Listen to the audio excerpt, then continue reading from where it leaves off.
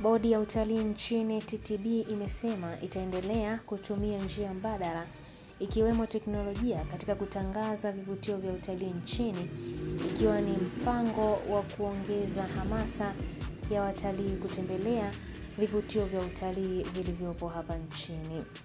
Kwa mujibu wa mkurugenzi wa masoko kutoka Bodi ya utalii nchini TTB, Ernest Mwamaja, ambaye amezungumza hayo akiwa mkoani Arusha katika maonesho ya utalii ya Karibu Kill Fair, ambapo amesema teknolojia hiyo ni pamoja na ile ya kuona vivutio kupitia miwani maalumu, Visual Reality VR, ambayo imewekwa vivutio kwa utalii kutoka maeneo yote nchini ili kutoa hamasa ya kuvitembelea. Aidha, Mwamaji amesema ushiriki wa Bodi ya utalii katika Karibu Kill Fair utasaidia kuwakutanisha na wadau wa masoko ya utalii na hivyo kutangaza vivutio vya Tanzania, hali itakayosaidia kuongeza idadi ya watalii wanaotembelea vivutio nchini. Hii ni ABT Media na mimi ni Irene Nziku. Jina naitwa Bwana Ernest Mwamaja, mimi ni mkurugenzi masoko kutoka Bodi ya Utalii Tanzania.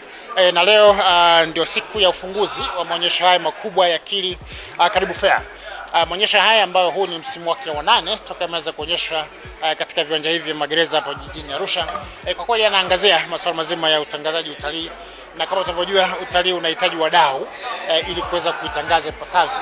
Sasa Bodi ya Utalii Tanzania imepata fursa ya kushiriki tena katika maonyesho haya ya Kili Fair kwa mwaka huu, na lengo la kushiriki maonyesho haya kwa Bodi ya Utalii ni moja tu, kwamba kuhamasisha sasa wadau mbalimbali katika mnyororo wa utalii, lakini pamoja na wananchi na jumuiya kwa ujumla, kwa kweli tufanye utalii katika nchi yetu.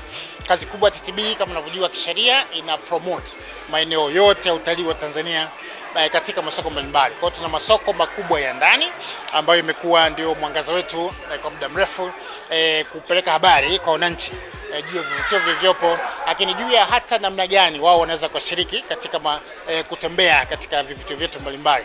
Nakumbuka kwamba tulikuwa na maswali mengi wananchi wanajiuliza, pengine utalii ni wa Mtanzania, ni wa mzungu, wa namna gani?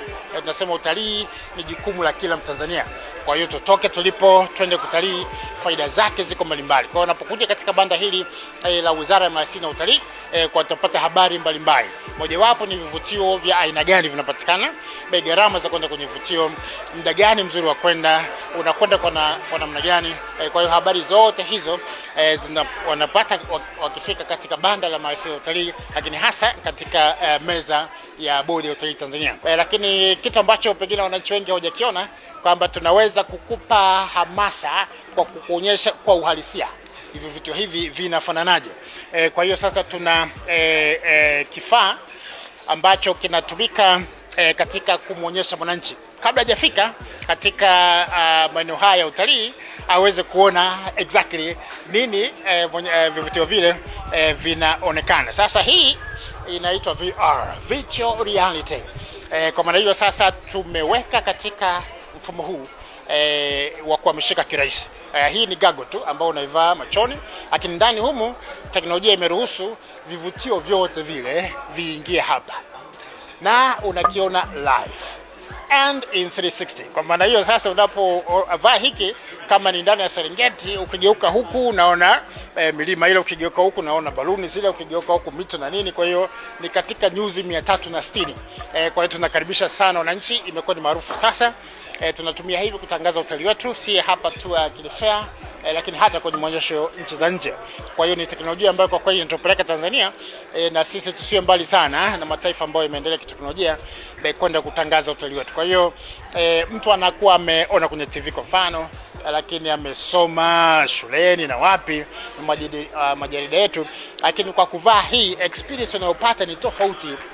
Kwa hiyo hii inakuwa katikati ya kivutio hicho. Kama ni kwenye bonde la Ngorongoro, unakuwa katikati pale. Alafu wanyama wote wamekuzunguka, unaona.